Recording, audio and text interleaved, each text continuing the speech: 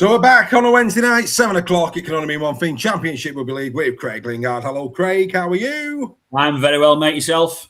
Very good. Very, very good indeed. I can't complain. Great week of Championship Rugby League. Really enjoyed what it served up this week, I have to say. But before we get into the games that were and the games that are coming, Brad Singleton. That came from left field. Wasn't expecting that.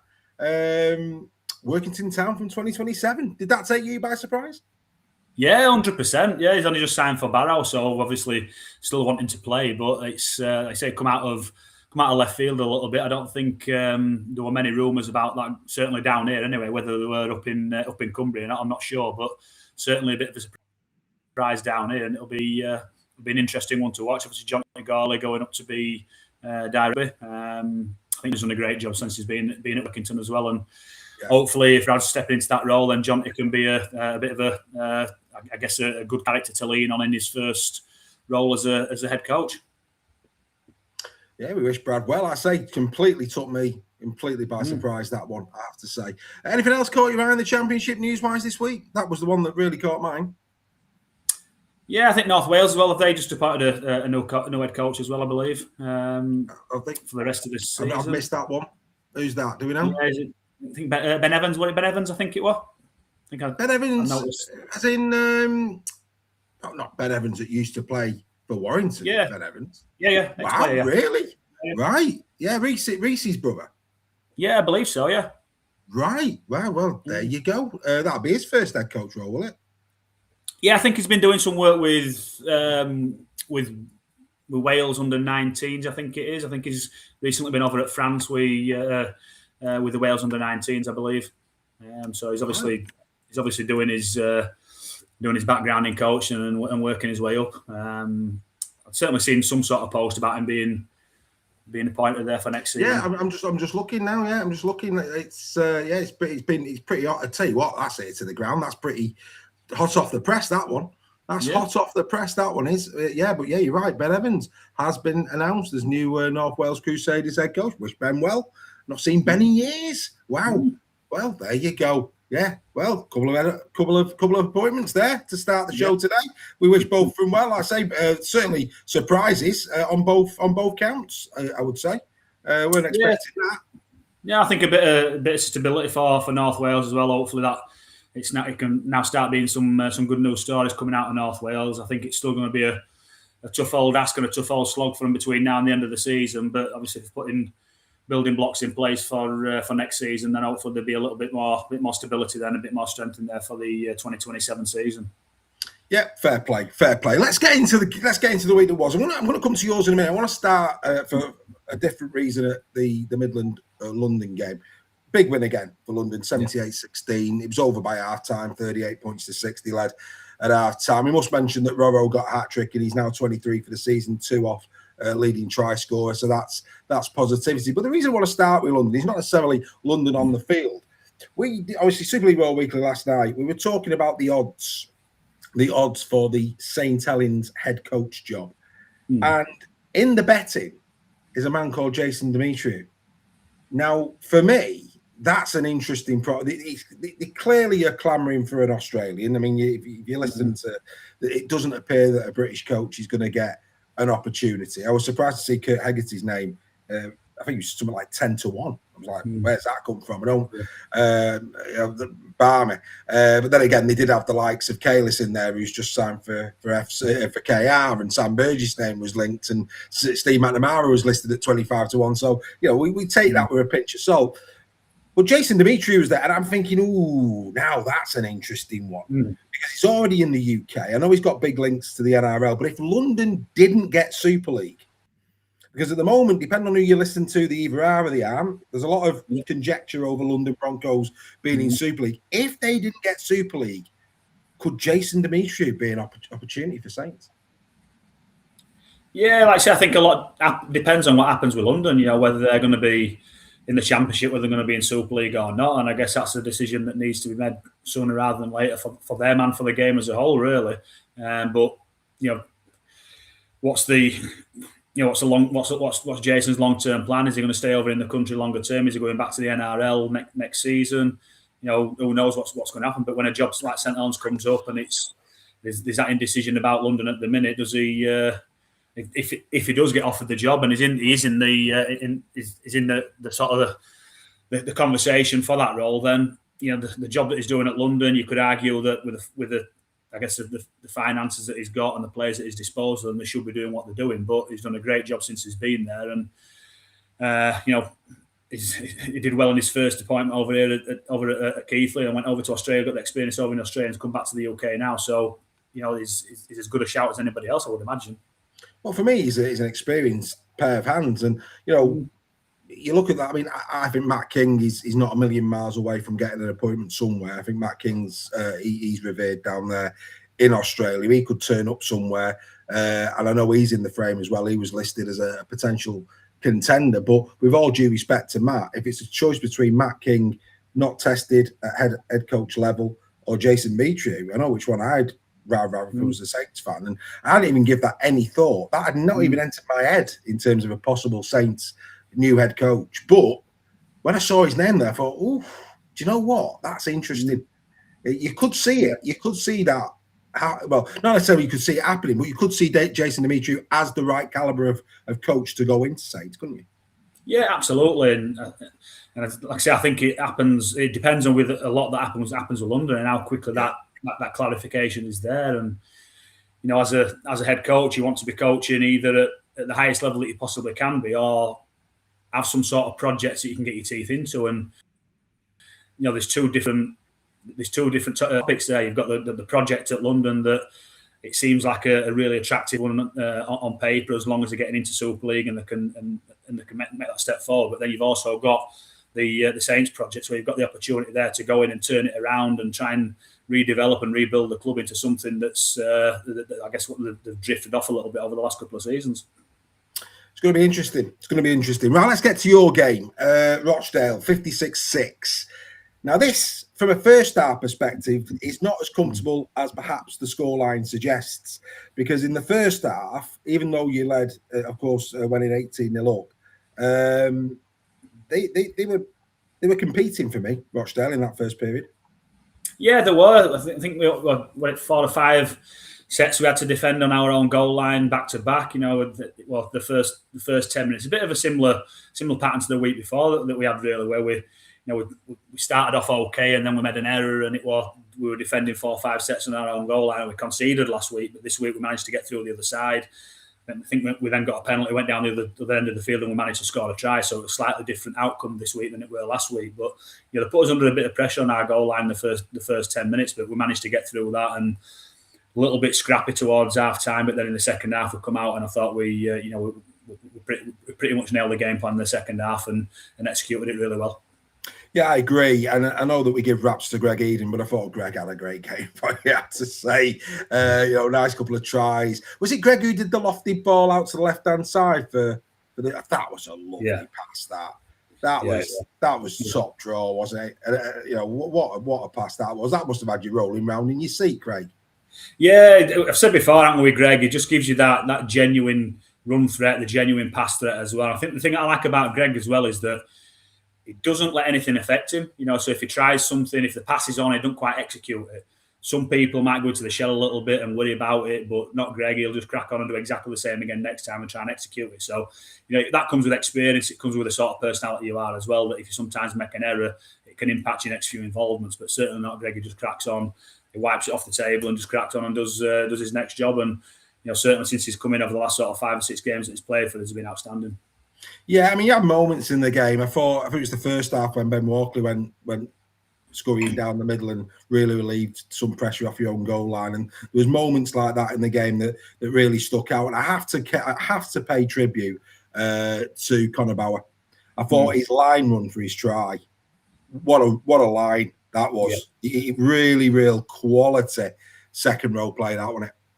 Yeah, well, we dropped him to the bench this week. He's been carrying a bit of a knee injury over the last sort of 3 or 4 weeks, and I didn't really want to use him, to be fair. We were on there just to cover outside backs and the back row rotation as well. But Alex Foster got a whack on his shoulder in the first half. He went out the second half and couldn't quite manage to get through. So, we brought him off for about 5 or 6 minutes in that second half and put put Connor on, and he normally plays on the right-hand side, but dropped in on the left-hand side this week. And as you said, that line that he run off Jordan Abdul for the try, what quality. Yeah, really nice. And I love little things like that. And like I say, cracking try. Another win for you, mate. Another win. They're racking up. Good to see. Happy days. Great win for Sheffield Eagles. Right, let's go. Oldham, 16 in a row, but by God, did Barrow make him sweat on that one. Really, really good. Really good effort from Barrow. I thought the Luke Forber try, where he flew in the corner, that dive, that was well executed. But I think Oldham will come out of this probably breathing a bit of a sigh of relief, because Barrow came strong in this game. Yeah, they did, and we've spoke about Barrow recently, haven't we, where their forms maybe dipped a little bit, and they've picked up a couple of defeats now, which has impacted on their position in the table, or potential position in the table. But we know how good Barrow are. They've been great all season, and to challenge somebody like Oldham, who are running 15, 16, 17 unbeaten, whatever it is now, and push them really, really close. It just shows how well Oldham are playing, and I'm sure that this weekend Barrow will be looking at their own game against Rochdale and thinking they've got a good opportunity there to just get a little bit of confidence back, a little bit of form back, hopefully, for them running into the playoffs towards the end of the season. Yeah, absolutely. Couldn't agree with you more. And like last week, we were saying, Oldham in their form, couldn't they? Well, they're not beating London playing like that. But to be fair, all about the 16 in a row. They carry on into this week, and well done to Oldham. I mean, Morgan Smith come out with a lot of credit in this, and I get that, but I really like Ben O'Keefe's performance. I thought Ben O'Keefe had a cracking game, didn't get the flowers he deserved. I thought he was very solid for Oldham. I do like him. He's a no-nonsense sort of character on an edge, whether he's playing in the centre, whether he's playing in the back row as well. He's tough, he's physical, aggressive, everything you want really as a coach in a player. And I think he's a bit of a threat on that edge. I know he's been in and out a little bit at times this season as well, but I certainly think when he's on his game, he's very, very difficult to handle. Yeah, no, absolutely. Really like Ben O'Keefe's performance. Widnes Vikings 52, Salford 8. A very, very convincing second half is what I would say. It was only 16-8 at half time. Salford were punching in the first half. It was an interesting first half because it was almost like a trade off of tries. It was very mirrored. Too close to the post, and then two very expansive wide tries apiece. They just traded blows in that first period. Some really nice tries before Frank Sargent went over. Good to see Frank playing so well. It has to be said. 6 tries in 3 games since he's come back from injury. Frank Sargent. Good luck to the lad is what I would say. But I just felt second half it was a clinical performance from the Chemics. Yeah, we're a little bit surprised at the scoreline when I saw it, to be honest with you. I thought it would be a little bit of a closer game, but I think Salford remember missing a couple of their, maybe not senior players, but players that have been really key for them and clinical for them in the games that they've played really well in the games that they've won. So maybe lacked a little bit of their attacking prowess that they've shown over recent weeks and months, and I think that maybe impacted on them. But again, Widnes playing at home, doing a job that they would have expected them to do, but a tricky game to come through for Widnes, and one again that will take a lot of confidence from. 13 wins in the last 15. Again, another team that is doing very, very well at this moment in time. I thought the last try, I don't know if you saw, I don't know if you saw this yet, but the last try, there was a lovely, lovely ball from Gilmore in centre field that set Widnes on the way. It was one of those planned moves where the ball shifts to the right and then back in on the inside to the left, and off they went. It was a lovely try, really well finished off as well. But it was all about Gilmore. The Gilmore pass back in on the inside, really nice, very, very good indeed. Let's go to Donny, another team that probably will breathe a degree of a sigh of relief. 22 points to 10. Batley off to a flyer, absolutely. Within a minute. Great try, Ollie Greensmith. And at that point, you're thinking, oh, go on, Batley. Go on, have a go. But yeah, as you'd expect, Donny come back pretty comfortably after. But again, well done to Batley. They went down there, they had a go at him.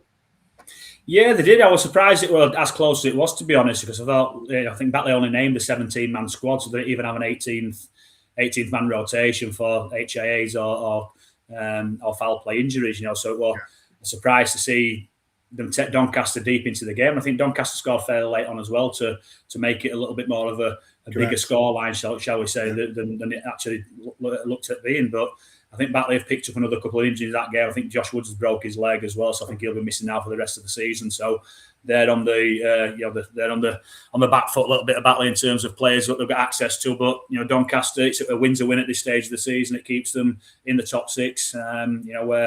We're trying to chase them down a little bit, and a few other teams that are above them, but we just can't make any ground up on them at the minute. Yeah, no, absolutely. I think James Ford will be a bit disappointed in the way, the ease in which Doncaster scored some of their tries in this game. It just looked too easy at times. Yeah. The defensive structure just wasn't right for me where Batley were concerned. Yeah, I think there's a little bit that you need to take into account on that as well about the strength, the physicality of what the Doncaster team, and sometimes you'll only see the play that they scored on rather than what's happened in the previous sort of 5 minutes, 10 minutes or whatever, and there might be that build-up of fatigue and that build-up of players getting put under repeated pressure, so it's not necessarily the one play that they score on which might look a little bit soft and a little bit sloppy. It might be the build-up to that play over a period of 5, 6, 7 sets. Yeah, fair play. Talking about inside passes, though, there was a belter in this one from Reynolds. Lovely ball back in on the inside to Robbie Butterworth. It was again just one of those balls that just destroys defences. There's a few of these in the Championship this week. That was another one. Yeah, I think they've scored a couple of tries like that over recent weeks of Batley. It's a move that I know well. I think I scored about 99% of my career tries off that exact move as well. So if it works, then just keep running it, just keep playing it. Absolutely. Gould Vikings getting a win. Go on, Gould Vikings. Ollie Morgan back as well. Good to see Ollie Ollie back from injury, albeit not on the score sheet, but good to see Ollie back in contention now at Gould as well. Shout out to him. He keeps an eye on the show. He enjoys it. But Jack Coventry, an unlikely hero on 77 minutes to get the winner for Gould. All about being available and support play. He was there when it mattered, and not the most spectacular tries, but very valuable if you're a Gould Viking fan. Absolutely. I think I saw where it's something like his first try in 1,800 and some days or whatever it was between tries, and what a way to get it, or what a time to get it for a match-winning score as well. And kind of think after Jack Miller off an inside ball, I had both Jacks at Keith when I first started off at Keith as well. So great couple of blokes there as well. So real pleased to see them two doing well. But massive victory is that for Gould. Massive confidence booster, and I guess it's going to be a bit frustrating and disappointing for Dewsbury. That's five defeats on the bounce now for Dewsbury, and obviously they play tonight over at Keighley as well. So they'll be looking at trying to get back onto that winning ways. And I think they lost Jacob Buckham to an HIA in that game as well. Did Dewsbury? So he's going to be missing for a couple of games as well.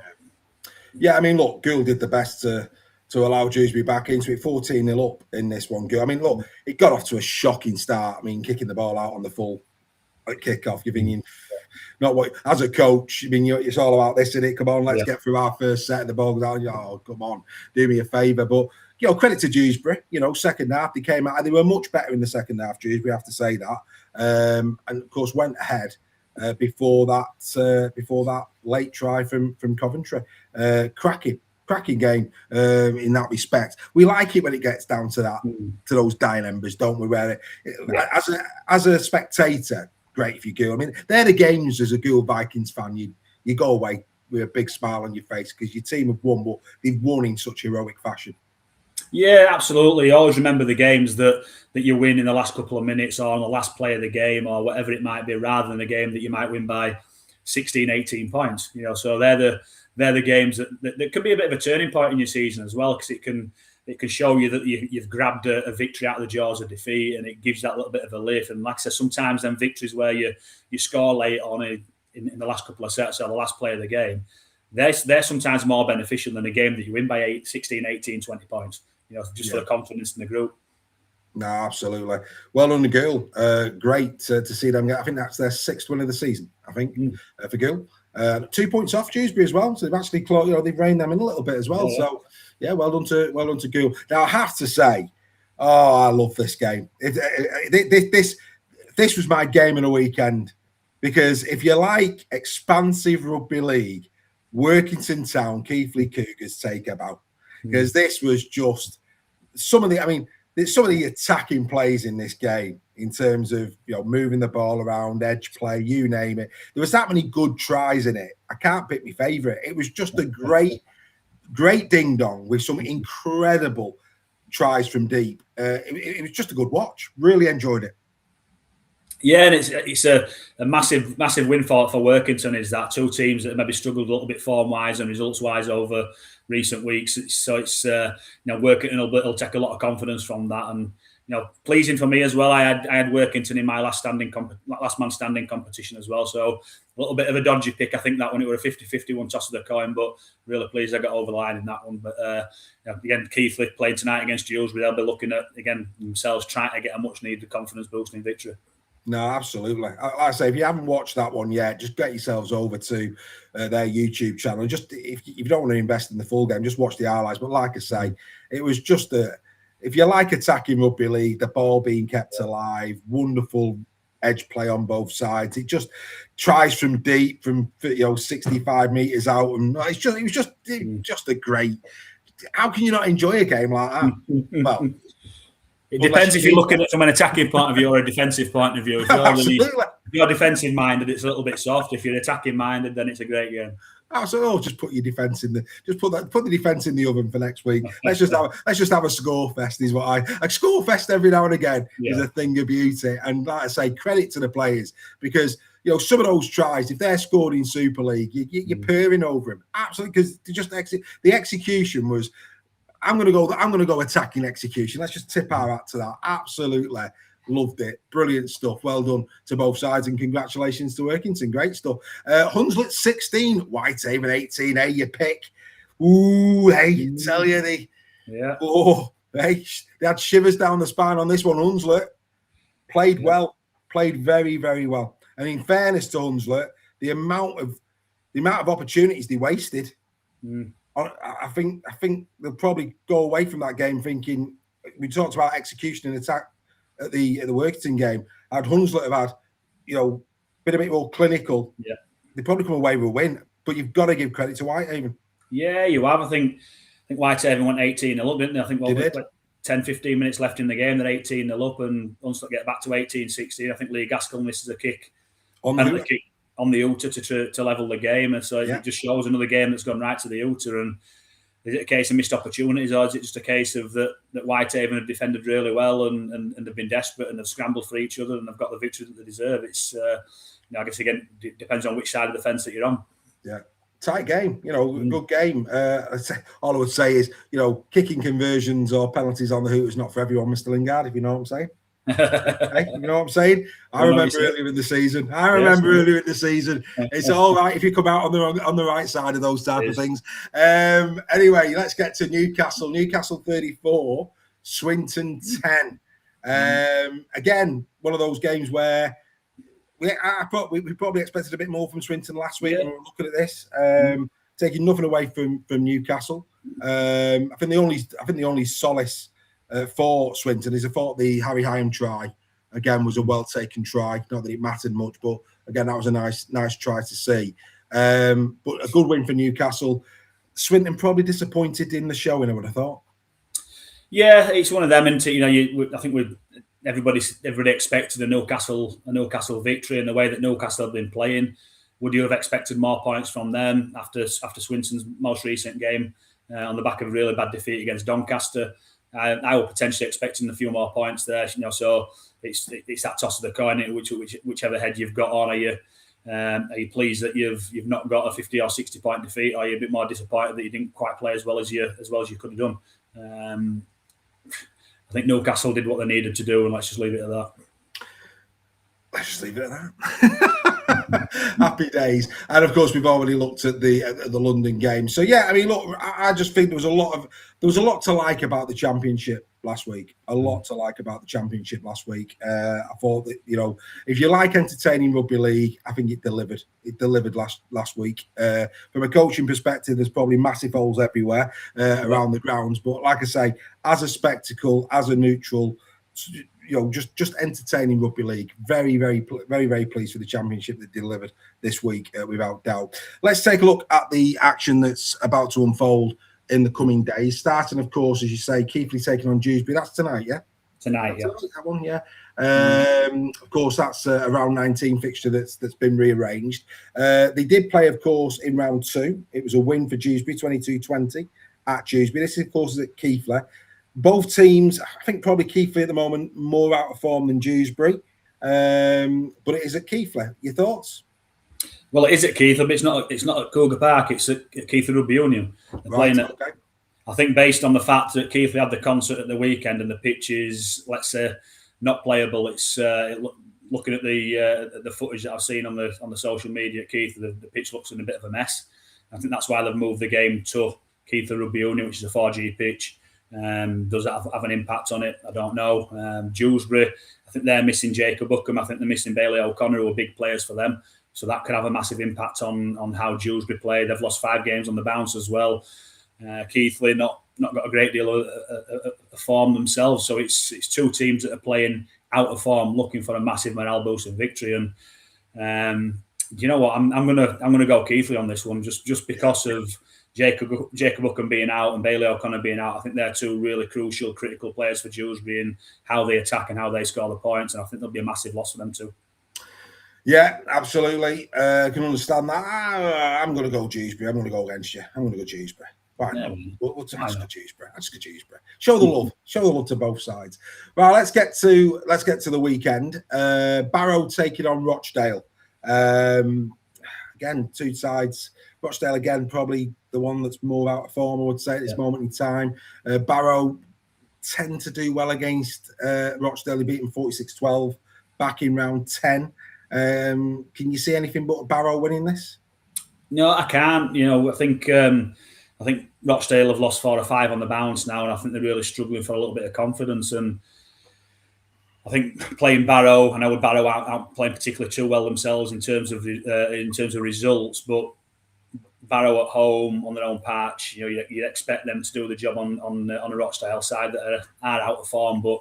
Rochdale have got the players that can, every now and again, that can cause a bit of a surprise. So you'd never rule them out, but I think the smart money would suggest that Barrow are going to win this game. Yeah, I'm with you on that one. Let's go to Midland, of course, on the wrong end of a big result against London at the weekend. But they come up against Keighley this week. Keighley are going to have to go back to back, of course. Yeah.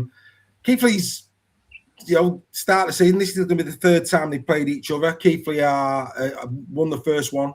18-14, lost the second 20 points to 12. One was in the Challenge Cup, of course. We must mention that one was in the Championship. So, yeah, 1-1 going into this one. Midland just feeling better fettle for me at the moment. I'm going to back Midland on this one. Your thoughts? Yeah, I'd agree. 2 teams that have played twice this season, and both games have been very, very close. I just think with Keighley playing 3 games in a week, it's going to be a big ask for them to go to Midlands and expect to get a victory. I think with the quality that Midlands have got, I know they've got a bad defeat at the weekend against London, but you can write that one off, as most people do when they play in London. They'll be looking at getting back onto winning ways against a Keighley side. It'll be the 3rd game in 8 days, which is a big ask for part-time players and part-time teams. Yeah, no, agreed. Swinton take on Batley. Of course, both lost at the weekend, just gone. Batley beat Swinton 54-6 back in round 5. We've said this a few times. It's a different Swinton at this stage of the season than it was at the beginning of the season. It is at Swinton. I would hope I think Swinton will probably rally a little bit after the weekend. Yeah. I would expect. I'd expect to see some sort of response. But the same can be said for Batley. It feels like a close game, this. Yeah, it does. It does. And with Batley losing Josh Woods now, it means that they've lost one of the main players in the team, the organiser, the kicker. So Ben White will probably step back up to halfback with Ben Reynolds, and someone who's going to have to take responsibility for the team. And as I mentioned on Friday, they only had 17 players for the Doncaster game. I don't think they've anybody to come back, so we're going to have to try and get somebody in on loan, at least 1 or 2 people in on loan to fatten that squad out a little bit. So it's going to be a tough ask for Batley, I think, is that one. And Swinton, they always generally play better at home, and as I mentioned, it's a different team that Swinton are playing now than the team that Batley played at the start of the season. So I think this could be a tricky tie, this one for Batley. Normally you'd say Batley have probably got too much, but I'm not too sure on this one. Could be close. It could be very, very close. I'm going to sit on the fence on this one. I can't really pick the winner. No.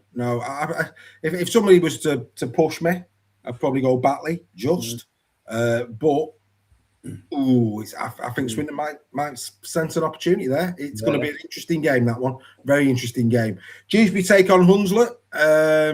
Again, interesting. I thought we saw an improved Hunslet at the weekend, and like I say, if they'd have just executed better, I think they could have come away with the 2 points. It was 20 points to 12 back in round one. A win for Dewsbury. Dewsbury probably go in favourite, especially with them being at home. But let's hope Hunslet can deliver another strong performance like at the weekend.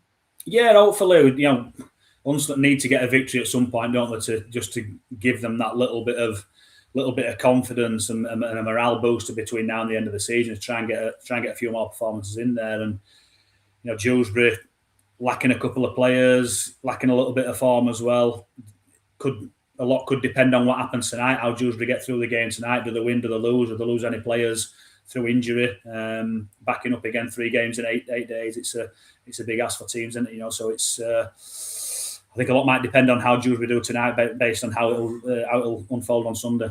Yeah, that's true. Yeah. Well, with Dewsbury having to back up, if Hunslet can replicate last week's form, could happen, couldn't it? It's going to be very interesting, that no doubt about it. This is an interesting game. Doncaster against Oldham. Of course, Oldham going for 17 straight. Doncaster, I think will put up a very fair shout. It's at Donny as well. Oldham beat Donny 18-10 back in round 13. If Oldham play like they played at the weekend, they're going to be in with a right tussle here. I think Oldham will need to improve significantly if they're going to go to 17. Yeah, I guess the same could be said about Doncaster from their Batley game as well. They might need to improve to beating an Oldham side that's won so many games on the bounce. And I think it's probably the tie of the round this week in the Championship. Where you're looking at, if you're looking at trying to catch any game, it's probably this one, and it's got the makings to be a real close contest. And you just hope in games like this that both teams turn up with their A game to put a spectacle on and I guess give that game a little bit of justification for being the tie of the round. You want a real close contest, you want a hard fought battle, and hopefully both teams bring their A game for that. Absolutely. No, it's going to be a real interesting tussle. We said that Gould got the 6th win of the season. They go to North Wales this week. They beat North Wales 80 points to 0 back in round 13. Gould go 7. Yep, you can't see any other result there, can you? With the way that North Wales are at the minute, getting beat quite convincingly. I guess there'll be a little bit of a bounce, you'd hope, from the new coaching staff coming, the new coaching team coming in, but I can't see it being a significant bounce to turn around the form that they've got. No, I agree. And then we come to your game, Sheffield, Halifax, back in round 3. You went there and won 28 points to 14. Got the feel of a good game, this one. Any inside news at this moment in time, and how do you think you'll go against the Panthers this weekend? We're hoping to go well. Obviously, it's a tough one to prepare for, because similar to some other teams where Halifax are with the squad at the minute, they didn't play last weekend, just gone. But then the 2 games previous to that, they've had a lot of different personnel, either individual changes or positional changes. So the team looked completely different to when they played Dewsbury to when they played Oldham the week before. So it's difficult getting some sort of, I guess, consistency in the personnel. Both their edges were different in both games, and it's a little bit difficult to prep on games like that, not knowing who's going to be there. I would imagine they'll be bringing some people in on loan, which we won't find out until the squads are named on Friday as well. So in terms of preparing for who you're going to be in front of on that edge and in the middle, it's a little bit difficult. But I think for that just means it makes it a lot easier for us to prep, concentrating on ourselves. What do we need to do to get better? What have we done well over the last sort of 4 or 5 games when we're getting these victories? What areas have we needed to improve on, and just keep focusing on that, really. So injury-wise, we'll probably still have Lewis Peach will still definitely be out. He needs to see a specialist over his HIA.